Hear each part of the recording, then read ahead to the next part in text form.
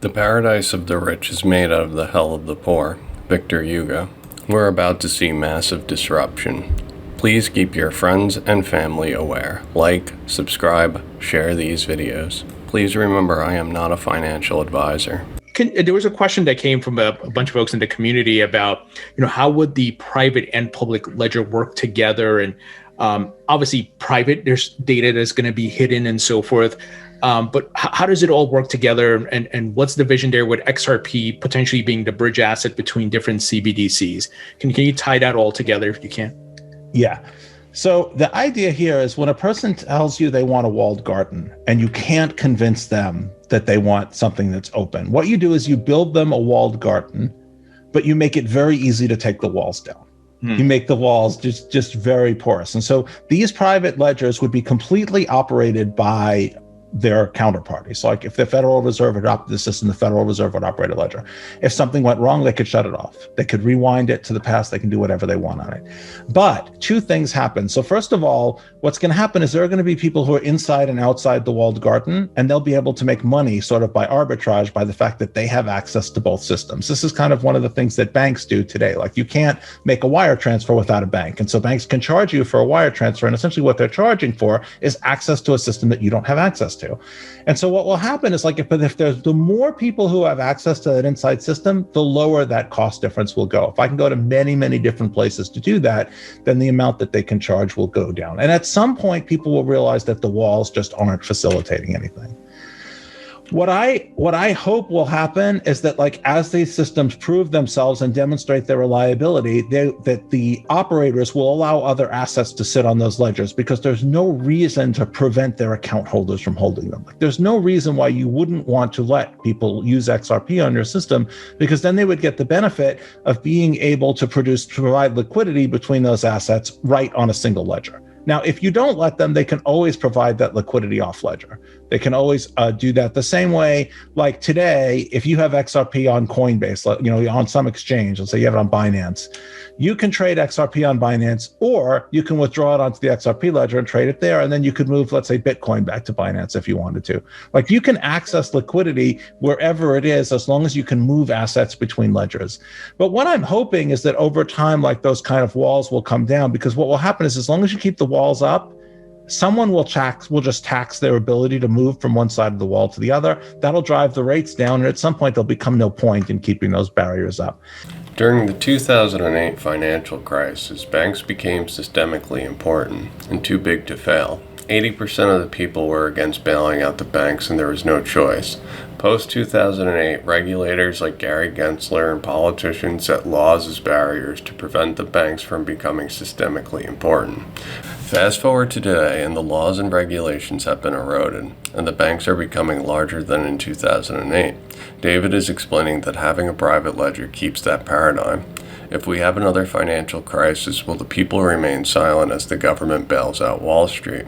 The infrastructure has been updated, the systems are in place. When the too big to fail, I predict that the banking system will become more open and allow the smaller banks to participate directly with the Fed. Or as David has said, the walls start to come down. Thank you, Jesper. Look, I mean, just very quickly. I mean, it's a question of who sets the standard, right? And there is it's an open secret that the ones opposed to the CBDC were the Americans, right? Because they said, let the private sector do it, let Libra sort of take over. And the Japanese actually in the G7 and G20 were very clear. It's like, look, we got to be very careful here, because we're going to have a coordinated effort to actually set an Asian standard, because the People's Republic of China, thank God, is very competitive in this area, is raising the bar literally every day. And if the West, as it were, including Japan, do not catch up, right, we're going to have a very, very imbalanced situation. So I think it actually shows, that the Japanese regulator is forward thinking.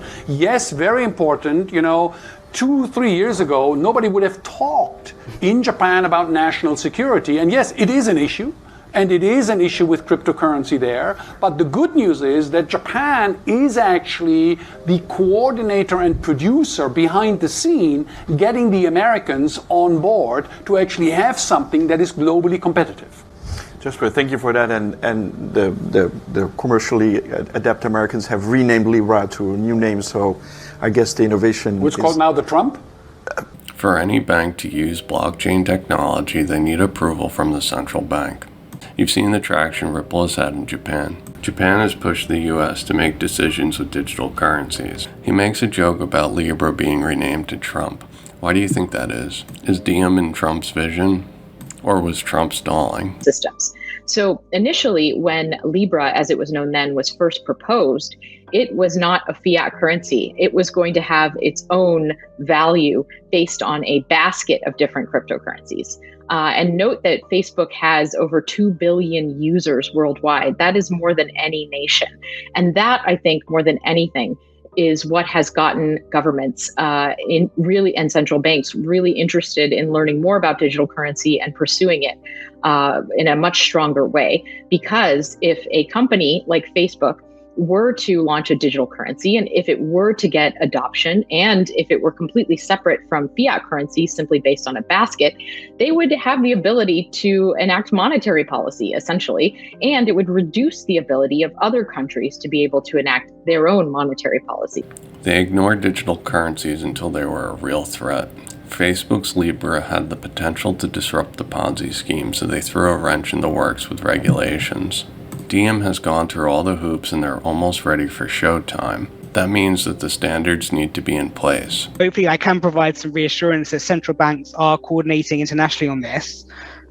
We at the Bank of England engage closely with our partner central banks across the G7. And actually just over a year ago, we formed a coalition with the Bank for International Settlements, the European Central Bank, the Federal Reserve, as well as the central banks of Switzerland, Japan, Canada, and Sweden to explore CBDC together. So we're absolutely mindful of the need for central banks to agree common principles, common frameworks, and common features of CBDC, and at a high level to agree some sort of international consensus more broadly as a way to help the private sector. So that group is working together, it's working well, and they have a variety of projects, and we're looking forward to kind of continuing that collaboration. And on top of that, you of course have multilateral coordination by the likes of the G20, G7, and international organizations like the IMF, all of whom can help to ensure some level of coherence in the approach taken by central banks. So yes, it's about domestic decisions, but it's absolutely the case that central banks are talking to each other very closely to agree some level of commonality here. These central banks are setting the standards before China sets the standards. The Bank of Japan and the ECB are part of this group. They worked together on a project called Project Stella that used interledger protocol. Recently, this document has surfaced from the World Bank. It shows a detailed explanation of how interledger protocol would work. And then for interoperability, there you see Mojaloop Foundation, and that's how we're connected because Mojaloop runs on the interledger protocol. So I think number one is definitely making sure that it doesn't disintermediate lending or important sort of features like that in an economy. In addition to that, other sort of thorny questions that banks have to think about is, one is cross-border. How is this going to potentially interoperate with other CBDCs or other parts of the financial system? If we want to realize the benefit of a platform for innovation, we have to think about that pretty early on. Interoperability is key. Interledger is an open source technology that is gaining traction with Mojaloop, Hyperledger, Quilt, and Aroha, TradeLens, NTT Data. The Bank of Japan and the ECB tested this tech. I believe ILP is positioned to be the protocol for the next-gen financial system. Money, exactly what they're trying to do in the domestic payment system, we are able to do it in a cross-border payment system, and you are able to get a higher growth rate because we are able to turn around money much more faster. Exactly. Think of money as inventory, and then you are churning into more cycles, and hence you are able to get a better GDP output or a better growth rate. They love it, right?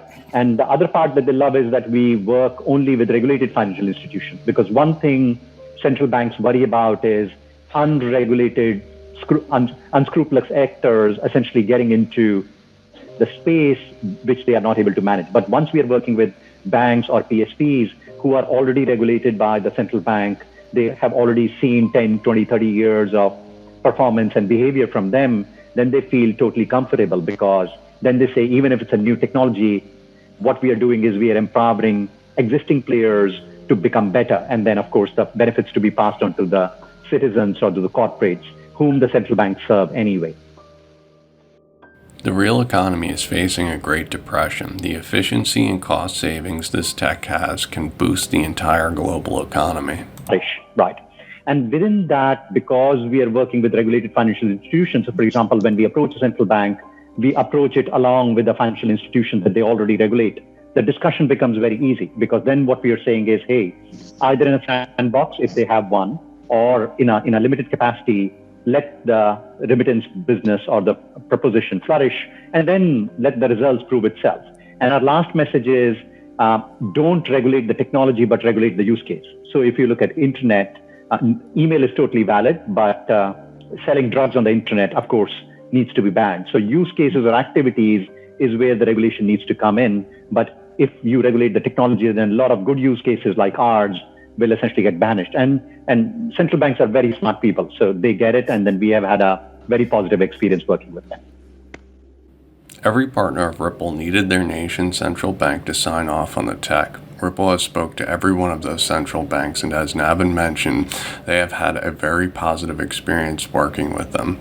The walls will come down and the Internet of Value will breathe life into a failing system. It's really more a statement of authority than a statement of principle, and that's not the model we aspire to. Like, I'm not at the Fed. I can't invoke the Fed anymore. You were at the Fed. Yeah. I was at the Fed, and you don't have to be like Tony Soprano. I mean, when you're a regulator, you have a responsibility for rules making, and you don't have to do everything by enforcement, and certainly not 8 years after the fact, as if time machines exist and you could go back and like re-adjudicate who won the Super Bowl in 2013. I don't want our country to be a poster child for that kind of banana behavior. Understand. The central banks run the show. The board members of Ripple have clout. What's going to happen to XRP? The future is bright. There is nothing more powerful than an idea whose time has come. Victor Hugo. Thank you for liking, watching, and subscribing. If you enjoy my work and wish to support my channel, please consider joining my Patreon. Remember to hit the bell.